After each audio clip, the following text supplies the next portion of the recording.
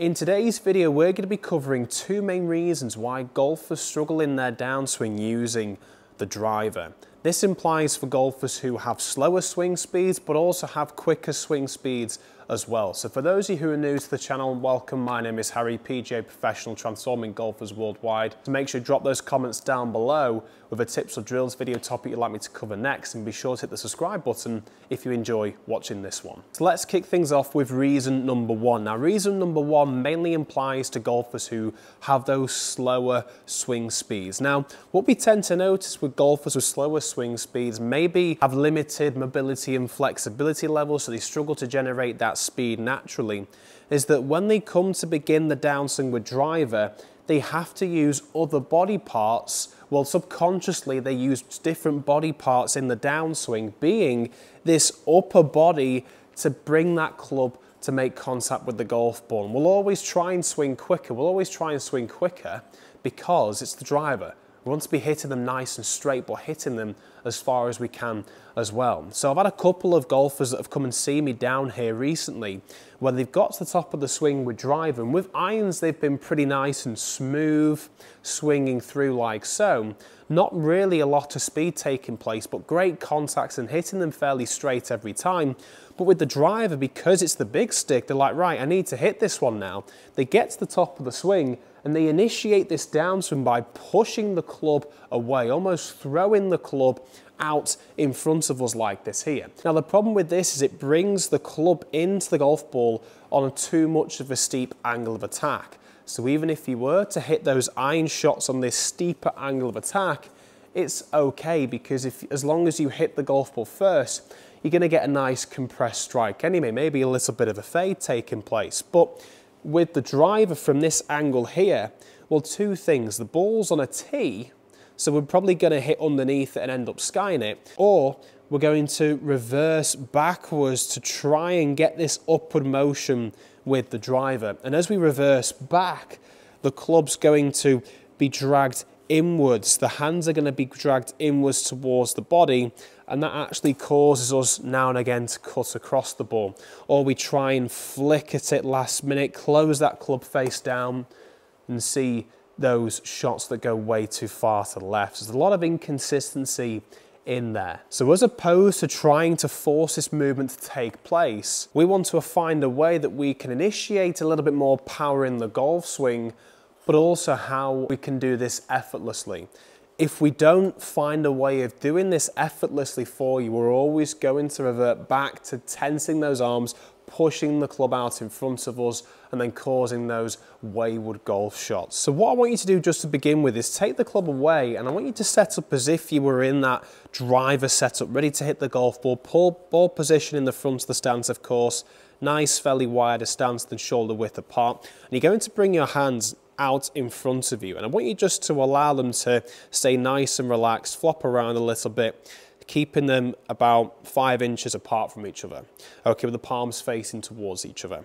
Now we're just going to add a little bit of tension to allow us to swing to the very top. And all I want you to think for this backswing here is that we're just ensuring we're getting a full, nice, big turn on the way back, taking our time doing this movement in 3 seconds. So 1, 2, 3, and now we can see there my back is facing towards the target, towards the net at this indoor facility. So 1, 2, 3, working our way up to the very top of the swing. So what we should be able to feel that as we get to this top of the swing and we hold this for another 3 seconds, is that our arms are beginning to ache. And if you can't feel this, just wait for a few more seconds. You can feel it. They begin to ache and they want to fall.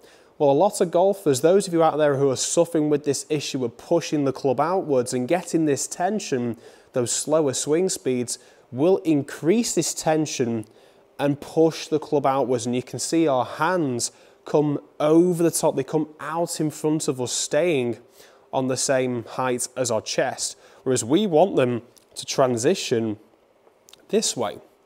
But how can we do that without having to force our arms downwards? And it's quite simple. 1, 2, 3, let go of the tension. And you can see there, as soon as I let go of that tension, 1, 2, 3, let go of the tension, the arms drop down naturally. they form this shallower angle. I'm not forcing anything in my body whatsoever to happen. I'm not forcing this transition move to take place in that downswing, because if we do that a little bit too early, for those who suffer with mobility, it's going to be difficult to keep the hands shallowing downwards, and we'll notice they'll push out again. So it's 1, 2, 3, and we're just letting the arms fall.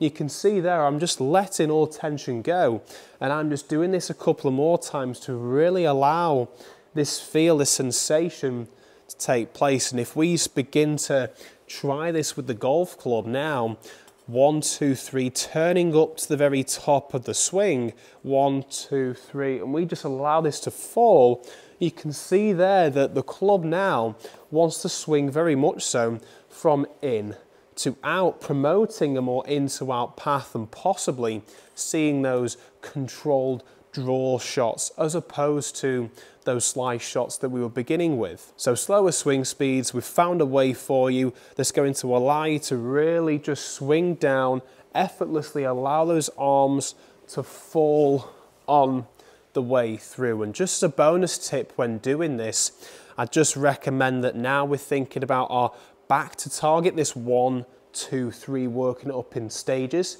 relaxing the arms, allowing them to fall.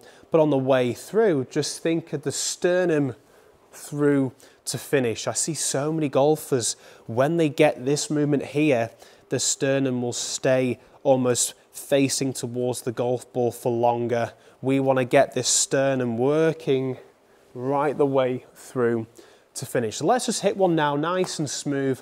I'm at Spain on the Trackman here, one of the golf courses. I'm just going to hit a shot now, just feeling that motion. So I'm going to go 1, 2, 3 up to the top, release the tension, and then getting that sternum through to target. Let's see what we think. 1, 2, 3. And look at that nice little draw down the fairway. Very good shot indeed. So I'd highly recommend giving that one a try. And let's move on now to reason number 2. Just before we move on to reason number 2 for those fast swing speeds, I would just like to give a quick shout out to GX Golf, the sponsors to the channel. They provide high quality golf clubs for a fraction of the price, and I've been using them now for the last couple of months. Really impressed with the quality, the feel of them, and I'm going to be definitely using these gloves for the rest of the season. And you can use my discount code below, Harry10, which I'll leave in the description as well, for you to go ahead and try out these golf gloves for a great discounted price. So I'd highly recommend checking them out later on. Reason number 2, for those of you who have those higher swing speeds, what happens if we're swinging the golf club much quicker and struggling to find that effortless swing anyway? Now, a lot of golfers, you'll see this on tour, loads of tour players with those fast swing speeds, they'll always create a lot of lag. Now, lag is very, very good to have in the downswing. However, it's very, very easy to leave the club face open doing this. So what'll happen is, and this is what I've suffered with in the past when I used to do long drive training, was that you'd get to the top of the swing and we notice all these players with faster swing speeds, they'll swing all the way up to the top, get this huge turn, get their back facing towards that right-hand corner of the net here, and then to begin the downswing, they'll unleash by starting from this lower body, getting this huge separation, and then the club comes very close to the right shoulder here. But you can see, if we were to hold this angle, the club face will be left way open. And this is what I was suffering with, as I mentioned earlier, but also a couple of the lower digit handicap players were suffering with as well that come and see me. They were finding this great lag, this great transition happening, but they were leaving the club face well open. So what I want you to do is, when you swing to the very top, is you want to encourage a much wider arc in the downswing. Now, we're still going to be able to create lag from getting a wider downswing, but all you're going to do is take your hands out in front of you and just have the palms facing towards the ground. Now, I want you just to apply a little bit of tension, just to extend those arms like so. And you're going to hold that tension, push your hands away from you, all the way up to the top of the swing, and then you're going to bring them back down to the golf ball. And the feeling of bringing them back down to the golf ball, for me, it really feels like I'm trying to force my hands to touch the ground, force my palms to touch the ground. as I'm keeping in my posture and spine angle here. So I'm just getting up to the top, really, really forcing this pressure all the way up to the top, and then I'm really encouraging my hands now to try and touch the floor all the way through to finish. Because when we create lag, we tend to bring those hands very close. So if we can keep those arms a little bit more extended in the downswing, then it's going to be much easier to release the club naturally and keep that club face nice and square, because holding this angle, we then get the club face open. But if we force this action here, where we're pushing those hands away, trying to feel like the palms are moving away from the body to touch the ground below, it's going to be easier to get that club head traveling back down and getting the club nice and square. Obviously, there's going to be a lot more hip turn when we start to hit a couple of shots doing this, but we don't want this hold off here with the driver. We've got to allow that club head to release naturally, just like we did with that previous drill for slow swing speeds. But for quick swing speeds, because we've got the speed already, we've got to control it by applying a little bit of force, a little bit of tension, by pushing the hands, keeping the hands away, keeping the width of arc in the downswing. And that's the crucial part for those of you who are suffering with that rightward shot with those faster swing speeds. So with the golf club, I'm just gripping down a touch just to really get this feel all the way back and forth. And you can see here, I'm not purposely doing this, but my trail arm actually extends as we make our way into this position here, but the hands are staying lower. We're pushing those hands towards the ground. Pushing those hands towards the ground is going to make it so much easier for us to get this width in that downswing. And if we just continue to rotate now, it squares up that club face beautifully. So hitting a shot just to finish, let's see what we can do. Keeping the width, applying that speed, let's see if we can hit them nice and straight.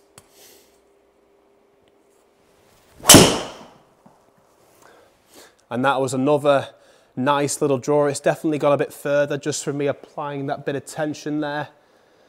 Lovely drive, two lovely drives to finish off this video. So if you've come this far, I'd highly recommend hitting the subscribe button. There's lots more content coming your way every Tuesday and Friday. Drop a comment down below and let me know how you get on. And be sure to check out any of these two videos over here to the right hand side of the screen.